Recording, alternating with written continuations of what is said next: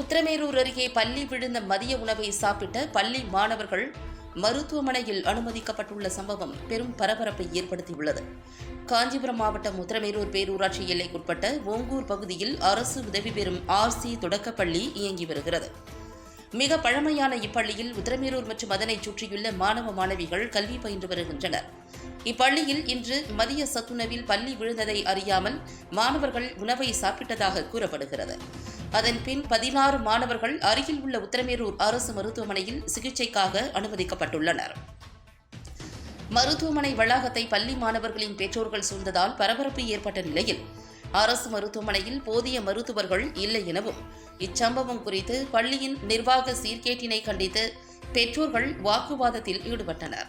இச்சம்பவம் குறித்து தகவல் அறிந்த உள்ளாட்சி பிரதிநிதிகள், ஊரக வளர்ச்சித்துறை அலுவலர்கள் உத்திரமேரூர் அரசு மருத்துவமனை வளாகத்தில் சூழ்ந்த நிலையில் அசம்பாவிதங்கள் ஏற்படாமல் இருக்க பலத்த போலீசார் பாதுகாப்பு பணியில் ஈடுபட்டு வருகின்றனர்.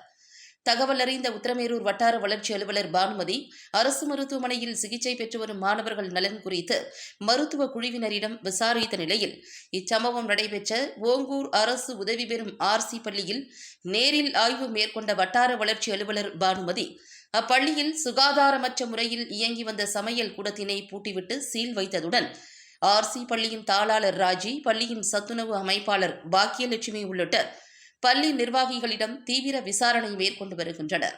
இச்சம்பவம் குறித்து வட்டார வளர்ச்சி அலுவலர் கூறுகையில், உத்திரமேரூர் வட்டங்களில் இயங்கி வரும் அரசு உதவி பெறும் பள்ளிகளில் இதுபோல நிர்வாக சீர்கேடுகளின் காரணமாக இதுபோன்ற சம்பவங்கள் நிகழ்கின்றன.